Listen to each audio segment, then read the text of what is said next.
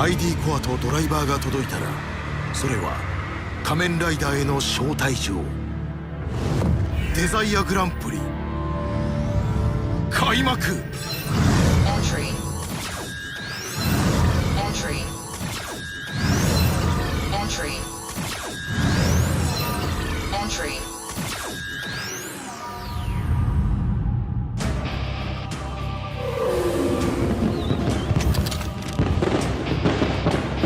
Yokoso.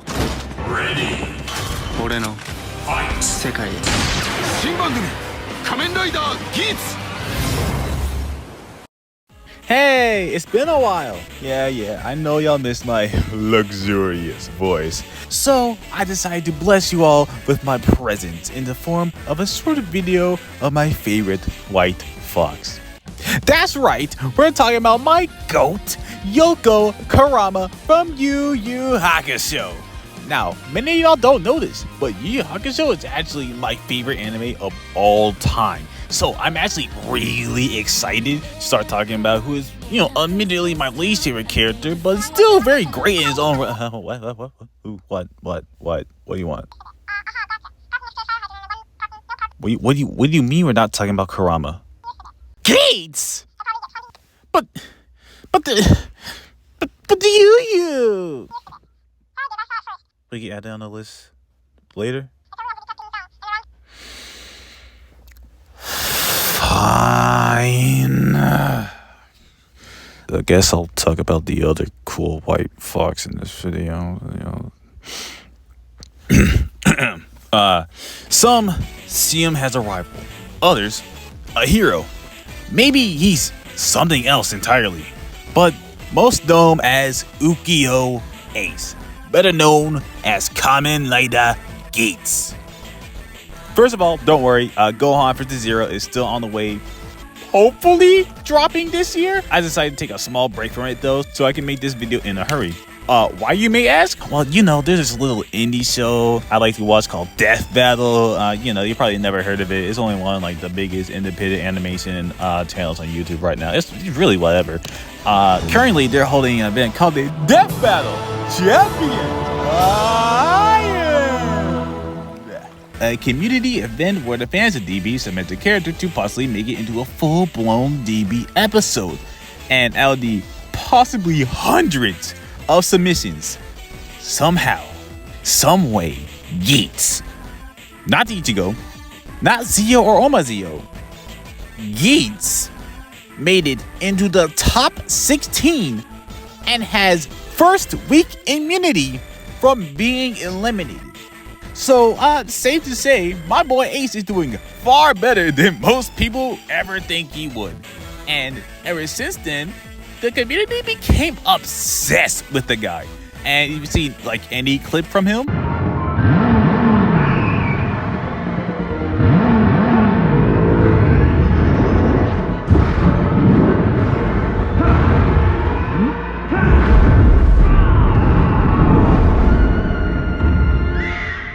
Well, I guess you could totally understand. Yeah.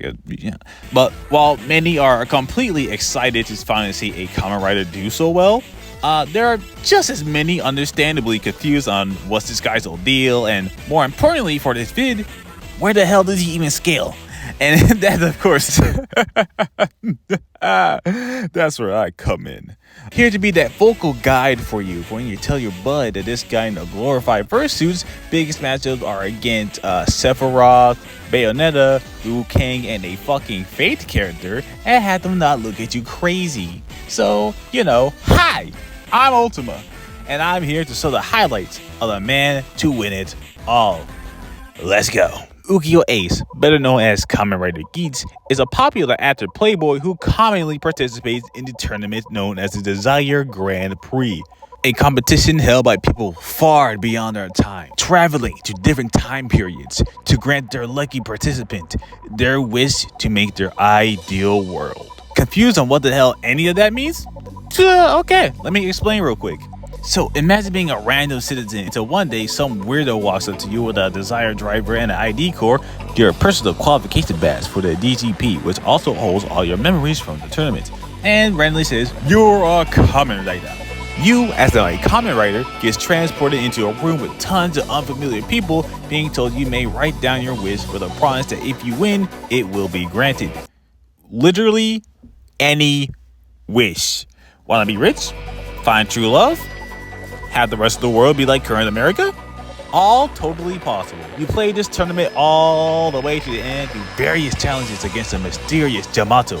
And finally, in a bright flash, the universe resets itself to be a new world with your wish now being true like that was always the case. All of that sounds pretty crazy, right? Wanna know something even crazier? Out of the ones we just know, Ace has won 5 of these. Minimum! Since he's been doing this gig since high school as the undefeated champion of the DGP. So, yeah, safe to say he is an extremely skilled combatant with multiple years of life-threatening experience under his belt. Pure skill isn't what he's so infamous for. It's his determination and cunning. Ace is a fox after all. And just like one, he is more than willing to trick and gaslight anybody to get through anything in the way of his victory. One of the best examples of this is when one of the game masters, who is the main staff who looks over the show, like the game hosts, event organizers, navigators, producers, etc., got real tired of Ace's shit and decided to kick him out the game. Personally. And you know what? He actually succeeded. Well, until you find out Ace was already 3 steps ahead, even after having his mind wiped of any and all memories of the DGP. Ace already trained his muscle memory just for this exact occasion, so that he just subconsciously knew his own plan to get back in the game. What? But of course he wouldn't get this far by just his smarts. This is a game directly inspired by Apex Legends and Fortnite after all, so fighting is definitely a required skill. And there's no better weapons against the Yamato than the Rise Buckles. Power-up items made by the DGP to help their participants in a variety of ways. And Ace wouldn't be so famous if he wasn't adept in using all of them. All of, but not limited to Magnum. Ace's go-to buckle, as it's literally the one made for him in his ID core. Equipped with his Magnum shooter that freely twists from a pistol to a long-range rifle, it is fit to deal with any opposition at practically any range. And even if the gun itself doesn't work, the buckle comes free with wrist and leg mounted guns, which I think he can freely control the trajectory of? I'm not sure. He only pulled this move out like once, but he still did it. There's also other buckles Ace can take advantage of, like one that gives him instant ninjutsu skills and blinding speed, one that gives him control over the elements with a sick riff, one that doesn't care if you're a human or a billion kaiju, you will get punched and you will explode, and one that, when it's not being used to drown you in acidic poison, is bomb rushing you down with relentless force and trapping you down with death constructs, so he can further bomb rush you down with relentless force. Also, got like this super cool chainsaw sword that go like, and then he got this lever that you can rev it up and go like, and then the Yamato goes like, no, not the chainsaw. And then they go like, yeah, it's a chainsaw. And then they go like,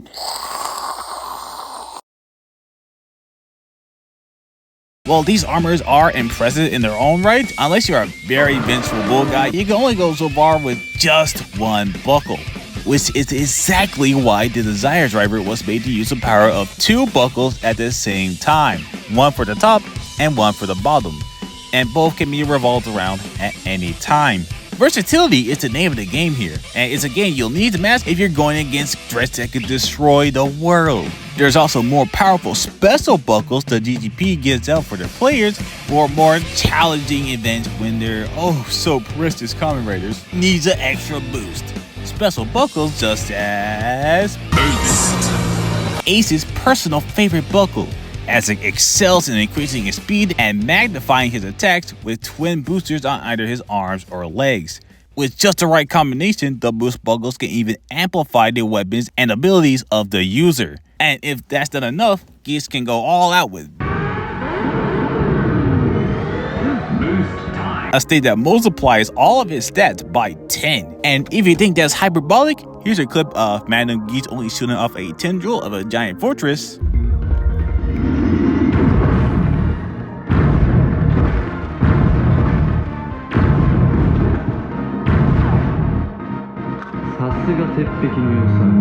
And here's boost time.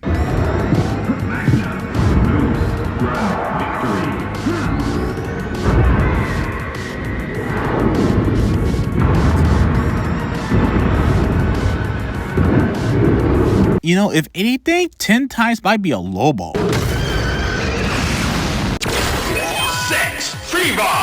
The all-in-one buckle for all your gambling needs. Give the roulette a shot and see what you got. Depending on your luck, Fever can give you a duplicate of your other buckle, which boosts the abilities of the base buckle to the maximum, like with the Kingdom Hearts laser case I told you about before, or you can get something like a propeller or drill. And you're just gonna have to make that one work, buddy. I don't know what to tell you.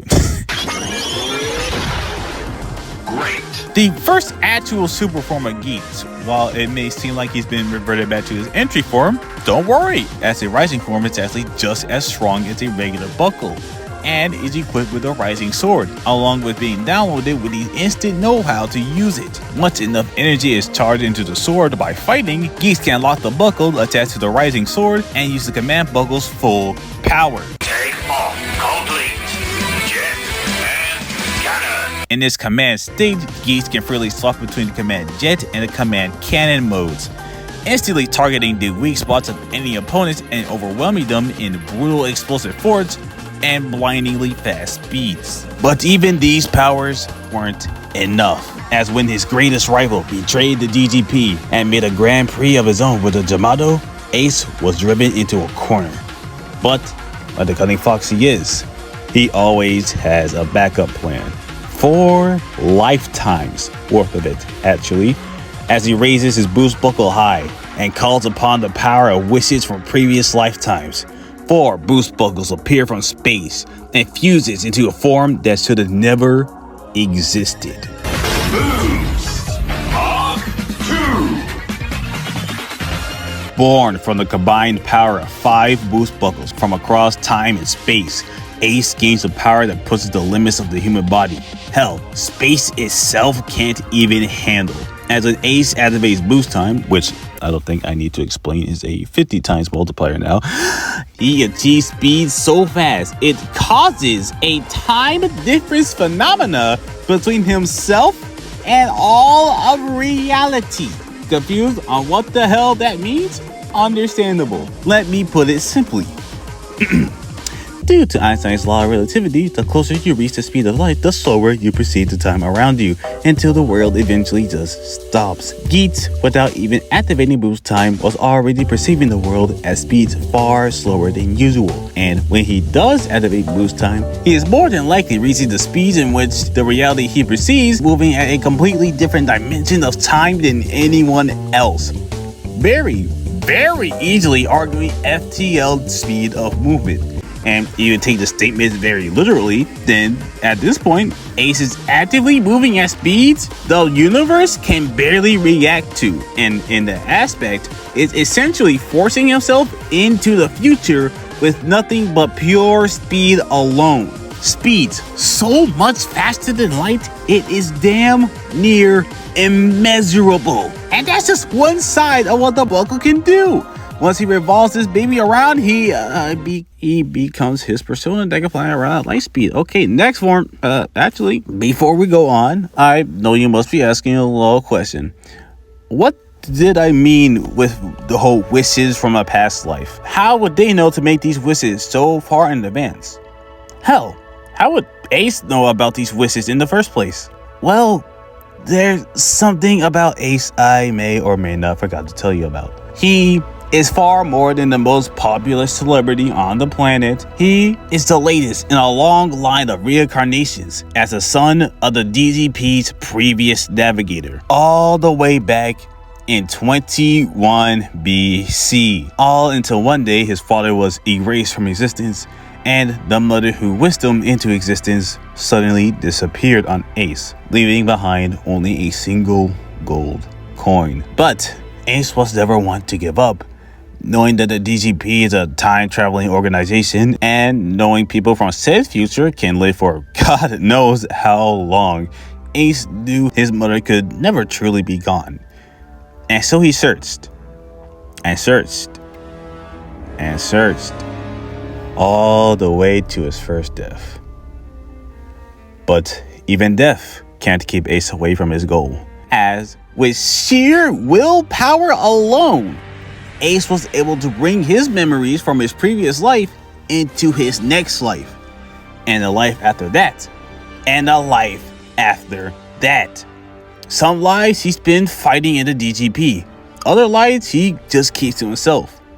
But all the lives he had the same mission, and coincidentally very similar names: to find his mother and uncover the mysteries lying behind the DGP. And he needs to do it fast, as the more rules he breaks and the more powerful he becomes, the more the game masters overlooking the competition sees Ace as a threat. And unfortunately, Mark II is not enough to combat them. Not just yet. As you can imagine, moving at speeds the universe can't even handle isn't really something any normal human should ever experience in their entire life, even if you're as talented as Ace, as being in the form for too long causes Ace to suffer jet lag that could incapacitate him for hours, even if it's mid-fight. Luckily, his biggest glazer of all time came in clutch to give him just what he needed. Gene is someone who came from the future as a Kamen Rider supporter. Supporters are people who came from the future who watches the desired Grand Prix as a game show, who helps out their favorite Kamen Rider whenever they need it. There's a lot more to this guy, but all you really need to know is that he got this little thing called a Laser Raise Riser, a transformation device that allows Gene to become a Kamen Rider of the same name. What makes it so important, however, is that instead of simply putting on a suit, the Laser Riser virtually deconstructs and reconstructs one's entire body into their true self. What that means is that he essentially forced himself to become peak physical perfection, completely immune to any and all diseases. Wow, that's great, buddy. Mind if I just take that real quick?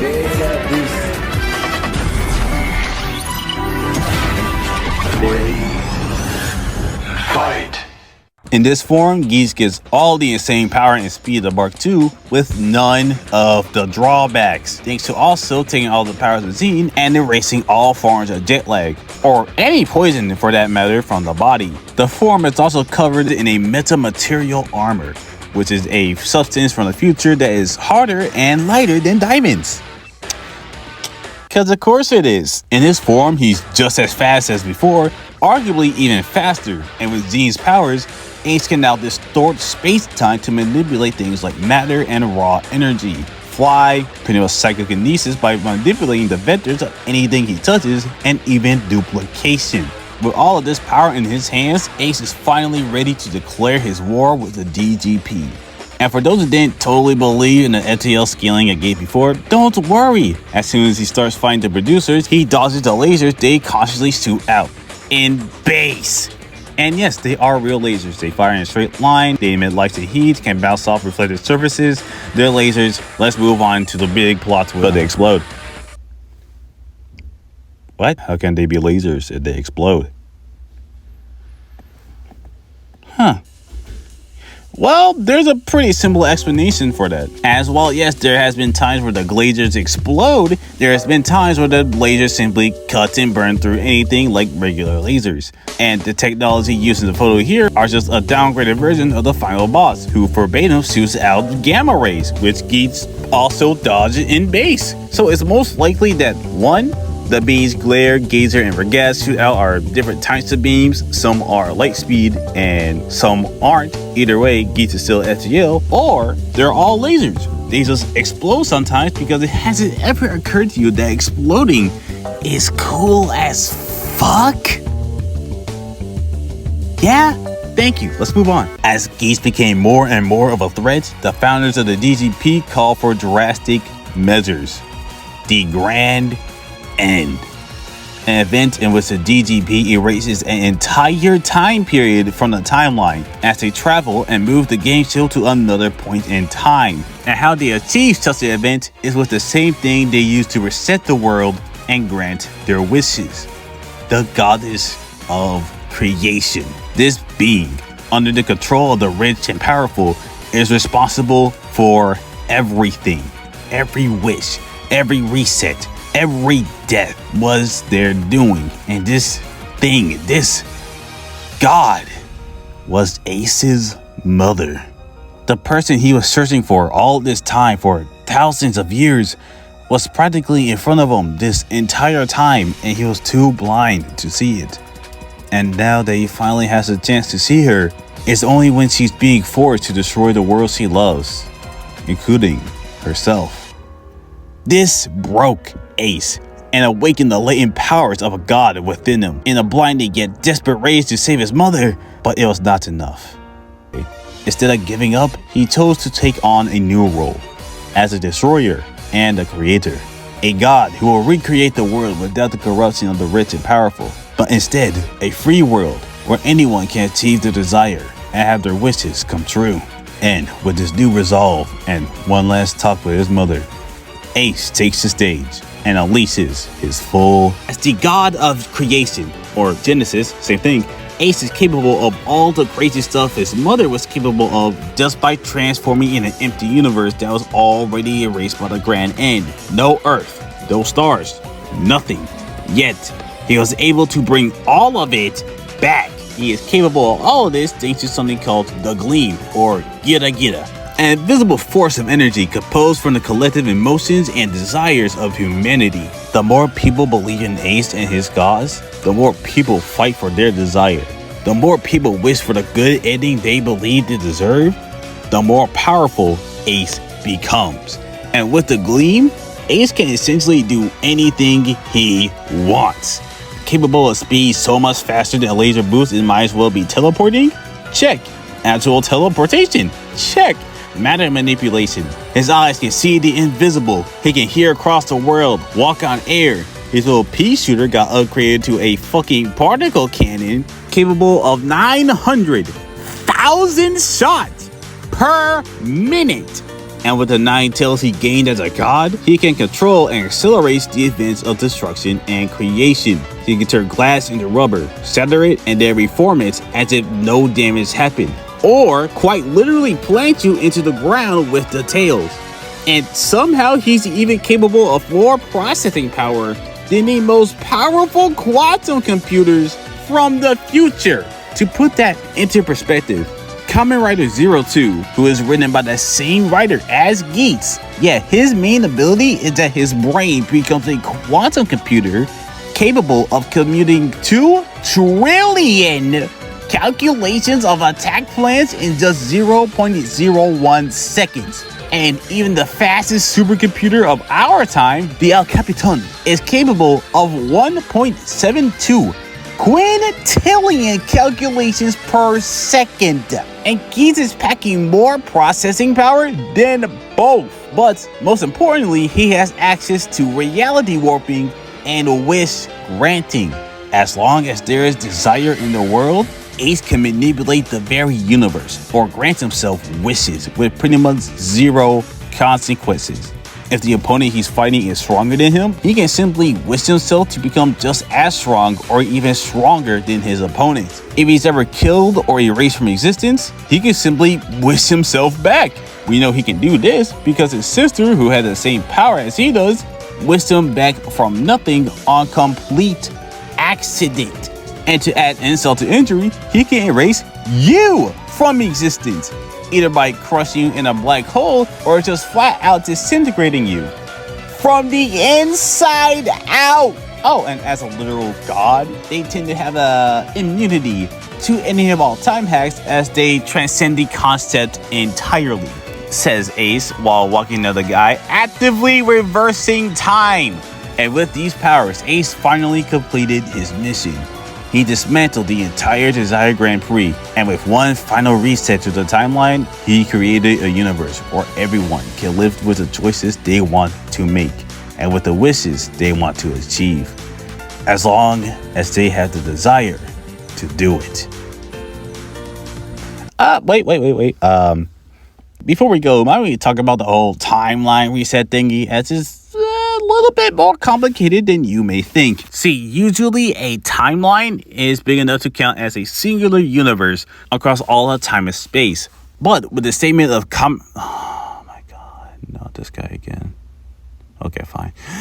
But with the statement of Kamen Rider Decade, who is the second strongest writer of all time, mind you, whose entire purpose is to travel around the entire Kamen Rider multiverse as a multiversal anomaly, he states that every single season of Kamen Rider resides in their own separate timeline, which is very important considering some seasons of Rider, like Ryuki or Build, has confirmed infinite universes in their own timelines. And since a singular timeline is capable of containing infinite universes, then that would make the exact timeline Geats is able to freely control and destroy and recreate with just a wave of his hand a 5D construct, which is actually kind of consistent considering Geats is blatantly superior to any and all people who came from the future, like Zine, who are verbatim 4-dimensional beings. And even the strongest among these beings, Regal Omega, use the power of evil riches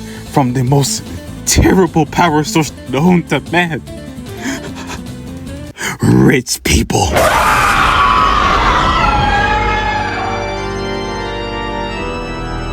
Yeah, he used those wishes to gain the power to transcend time and space. And despite having all of that power, Geats low-diffed that guy. So, complex multi-Geats isn't completely out of the question, especially when considering one last thing: the fruit to Fox Geats' pipeline. See, in the Geats movie, yes, there are movies, Ace fights a guy named Mello, who is like if the Joker and Kratos did a fusion dance and went on a god-level killing spree.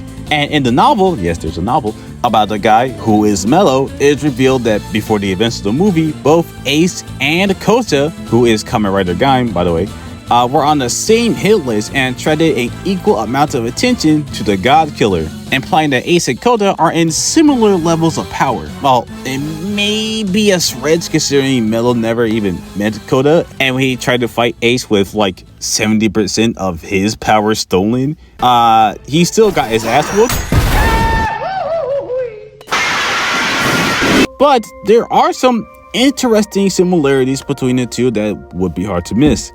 The temporal immunity and time powers, the instant cosmic awareness, the sudden white wig they got when they achieved godhood that never looked good. Hell, even their final forms are sporting kind of similar colors. It would be very hard to argue the inherent connections these two do have.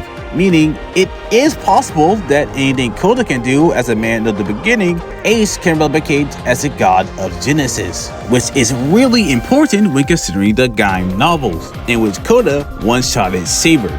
I go more into that story in my last big video, which you should totally watch, by the way. It's really good, even if the audio still sucked.